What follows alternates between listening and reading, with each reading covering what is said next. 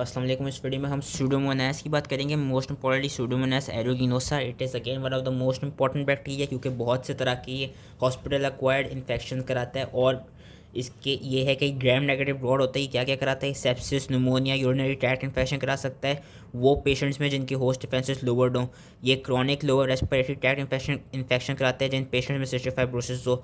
जिन patients में जो burn के पेशेंट्स हैं उनमें ये सेलुलाइटिस कराता है। और ये क्या कहते हैं, मैलिग्नेंट ओटाइटिस एक्सटर्ना भी करा सकते हैं डायबिटिक पेशेंट में।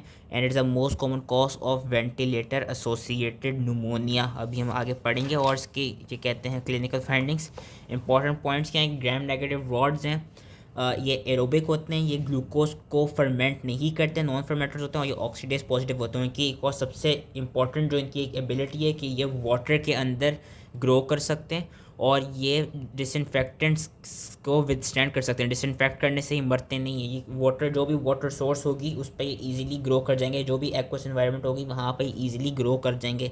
दो तरह की ये पिगमेंट्स प्रोड्यूस करते हैं, एक पाई और जो एरोगिनोसा है, एरोगिनोसा सिर्फ आई बिलीव एरोगिनोसा सिर्फ पायोसाइनिन प्रोड्यूस करता है। लेकिन वैसे जो है एरोगिनोसा सिर्फ पायोसाइनिन प्रोड्यूस करता है। वैसे जो होती हैं सूडोमोनास की स्पीशीज़, वो दो तरह के पिगमेंट्स प्रोड्यूस कर सकती हैं, पायोसाइनिन और पायोवर्डिन। पायोसाइनिन क्या कराता है? वो पस को ब्लू कर देता है कलर। वेरस पायोवर्डिन क्या होता है? पायोवर्डिन में फ्लोरेसेंस होता है। ये बेसिकली जब अल्ट्रावायलेट लाइट से देखते हैं तो ये एक येलो ग्रीन सा पिगमेंट देता है, जो कि हम जो बर्न के पेशेंट्स होंगे और जो बर्न के पेशेंट्स में स्किन इन्फेक्शन हो गया हो, मतलब कि जिन बर्न पेशेंट्स के अंदर ये वाला ऑर्गेनिज्म आ गया तो उसमें ईजिली डिटेक्ट हो जाएगा पायोवर्डिन। लेकिन जो वो होता है सूडोमोनास एरोगिनोसा जो होता है वो उसके पास से पायोसाइनिन होता है। और ये भी देखा गया है कि लेबॉर्ट्री में जब ये पिगमेंट्स को आपस में डिफ्यूज़ किया जाए तो ये न्यूट्रिएंट एगार पे एक ब्लू ग्रीन सा कलर देते हैं, जिसकी इन्होंने फिगर यहाँ पे दी हुई है।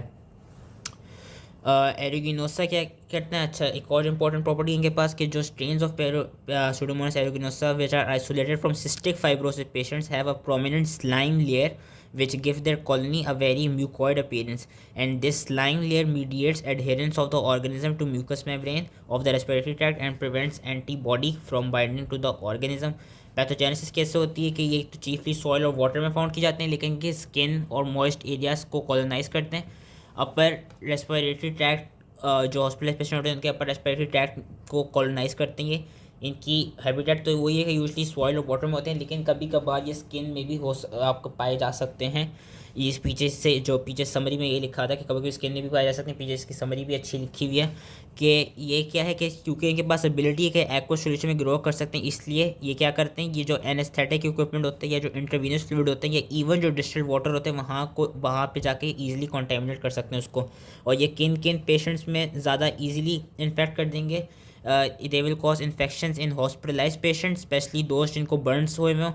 दे विल कॉज क्या कहते हैं they will infect those patient जिनके जो होस्ट डिफेंसेस हैं वो डिस्ट्रॉयड हो गए हों।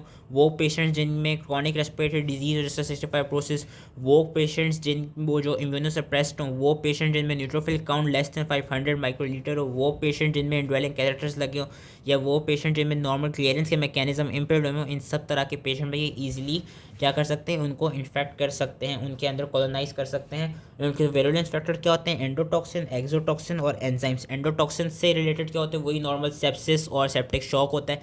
एक्सोटॉक्सिन के पास एक्सोटॉक्सिन ए होता है जो कि टिश्यू नेक्रोसिस कराता है।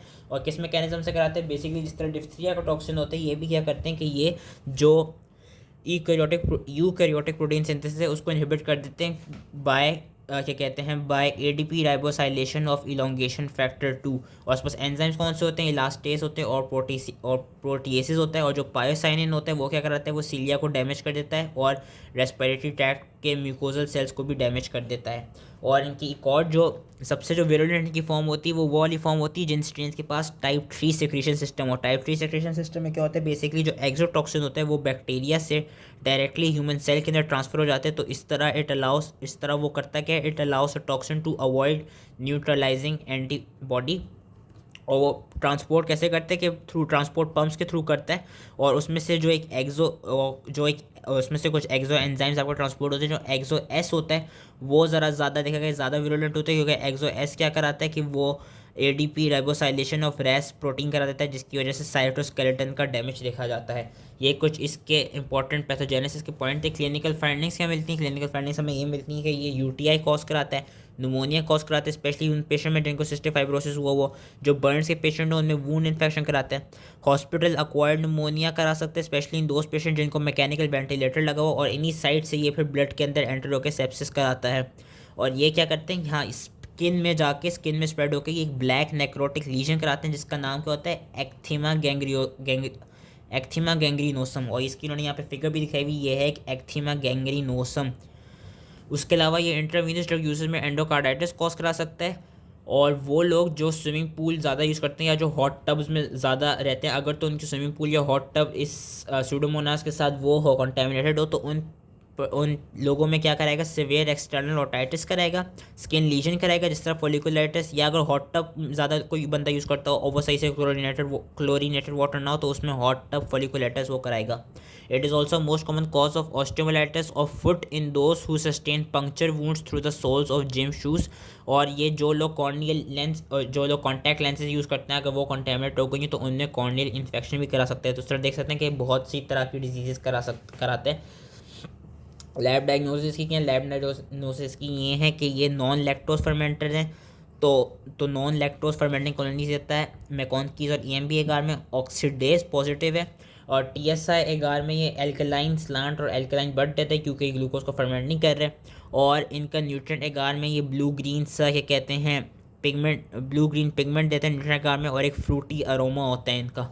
ट्रीटमेंट की क्या होती है इनके खिलाफ? देखिएगा ये कि काफ़ी सारी एंटीबायोटिक्स के खिलाफ रेजिस्टेंट होते हैं, तो इनकी जो ट्रीटमेंट ऑफ चॉइस है वो यूजली एंटी सूडोमोनल पेनिसिलिन दी जाती है, जिसका नाम है पिप्रासिलिन या टेजोबैक्टम या टेट्रासिलिन स्लैश क्लेवुलिनेट। अगर ये ना आ जाता तो बस याद रख लें कि एक एंटी सूडोमोनल पेनिसिलिन देते हैं, जिसको हम अमाइनो ग्लाइकोसाइड के साथ कंबाइन करके देने के प्लस है अमाइनो ग्लाइकोसाइड या तो जेंटामाइसिन होती है या एमिकासिन हो सकती है। तो उसके अलावा सेफ्टाजिडीन भी देखिएगा कि ये भी इफेक्टिव है। कोलिस्टीन जो क्या कहते हैं स्ट्रेन जो हाईली रेजिस्टेंट होते हैं उनके खिलाफ कोलिस्टीन जो कि पॉलीमेक्सिन ई होती है वो भी यूज़फुल देखी गई है।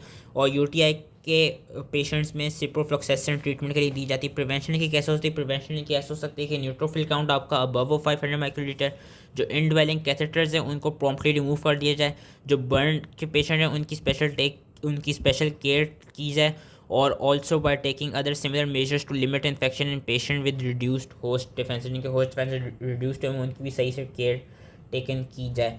इस तरह क्या कहते हैं प्रिवेंट किया जा सकता है। तो आई होप ये ईज़ी समझ में आ गया। और इसको अगर इससे ना समझ आ रहा हो तो इसकी समरी भी अच्छी लिखी हुई है जो पीछे लिखी हुई है, तो उससे भी आप पढ़ सकते हैं, उसमें अच्छा लिखा हुआ है। आई होप ये ईजिली वैसे समझ में आ गया। And thank you.